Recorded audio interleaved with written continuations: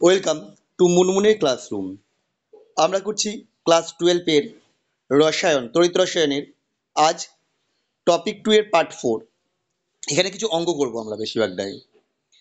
প্রদত্ত ড্যানিয়েল কোষ বিক্রিয়াটা বলে দিয়েছে। এই 25 সেন্টিমিটার সাম্যধ্রুবকের মান বের করতে বলেছে। সে সাম্যধ্রুবকের মান বের করতে গেলে প্রথমে আমি কোষ বিক্রিয়াটা লিখে নিলাম। এবার ই জিরো সেল মানে ই ক্যাথোড মাইনাস ই অ্যানোড, সেটা করে ফেলেছি। করে ফেললো 1.10 ভোল্ট। এবার সাম্যধ্রুবক যদি কে ধরি তাহলে লগ কে ইকুয়াল টু ই0 এন এফ বাই 2.303 আর.টি।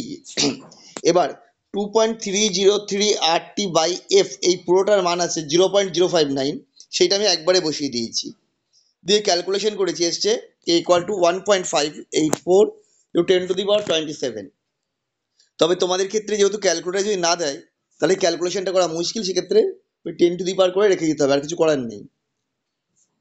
পরেরটা, পরে আরেকটা বিক্রিয়া দিয়েছে, দিয়ে বলেছে সাম্যধ্রুবকের মান এবং বিক্রিয়া কোষটা গঠন করতে বলেছে।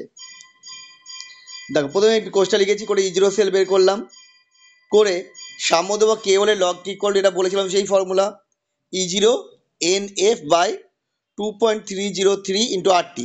এখানে এন হচ্ছে কটা ইলেকট্রনের ট্রানজাকশন হয়েছে, দুটো ইলেকট্রন ট্রানজাকশন 2, আর 0.303 আর.টি বাই এফ এর মান বলে দিয়েছিলাম 0.059, সেটা বসিয়ে ক্যালকুলেশন করা হয়েছে, এসছে 22.69। কোষ বিক্রিয়া কি হবে, মানে কোষটা কি হবে, বিক্রিয়া কোষটা গঠন করতে বলেছিল। এখানে এফিটা এফি 2+ হয়েছে, এটা অ্যানোড, সেটা আগে লিখলাম, ডবল স্ল্যাশ সিডি ক্যাডমিয়াম 2+টা ক্যাডমিয়াম হয়েছে, সেটা হচ্ছে ক্যাথোড, সেটা পরে লিখেছি। পরেরটা, একটা তড়িৎ রাসায়নিক কোষ বলেছে, নিম্নলিখিত বিক্রিয়া ঘটলে ই0 সাম্যধ্রুবক এর মান গণনা করতে বলেছে। বিক্রিয়া দেওয়া আছে এবং কিছু দুজনের প্রমাণ বীজাণুভাবে মান দেওয়া রয়েছে। তো প্রথমে বিক্রিয়া থেকে ই0 সেল বের করলাম, ই ক্যাথোড মাইনাস অ্যানোড করে 0.46। তাহলে ডিএলজি0 কি হবে, মাইনাস এন এফ ই0 সেল, এটা করলে বেড়ে হচ্ছে 88.78 কিলোজুল। আবার লগ গে করে কে এর মান বের করা হলো 3.91 ইন্টু 10⁻15।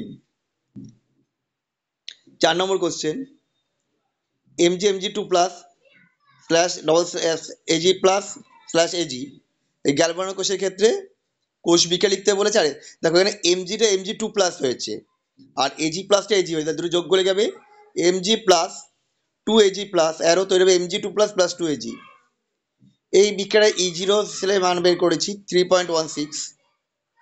তাহলে এক্ষেত্রে কার্য কি, যে W EL equal to external minus NF ই0 সেল, এটা করলে আসছে মাইনাস 609880, অর্থাৎ 609.88 কিলোজুল। মাইনাস আছে, মাইনাসটা হচ্ছে by the system or on the system, minus আছে মানে সিস্টেম কাজ করেছে, ফলে সেই জন্য এর মানটা আমাদের বৈদ্যুতিক কাজ যাবে 609.88। এখানে আর নেগেটিভ চিহ্নটা দেওয়ার প্রয়োজন নেই।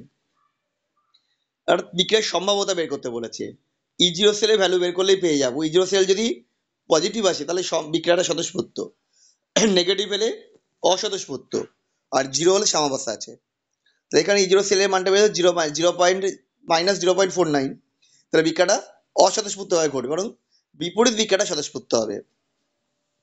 পরে একটা বিক্রিয়া বলেছে সম্ভাব্যতা বিচার করতে, এক্ষেত্রেও তো একইভাবে ই0 সেল বের করলাম 1.11 ভোল্ট, মানে পজিটিভ এসছে, তাহলে এক্ষেত্রে বিক্রিয়াটা স্বতঃস্ফূর্তভাবে ঘটবে যেহেতু ই0 সেলের মান ধনাত্মক। পরে অর্ধকোষ অনেক কটা বিক্রিয়া দিয়েছে, দিয়ে বলেছে অর্ধকোষ বিক্রিয়াগুলো লিখতে বলেছে।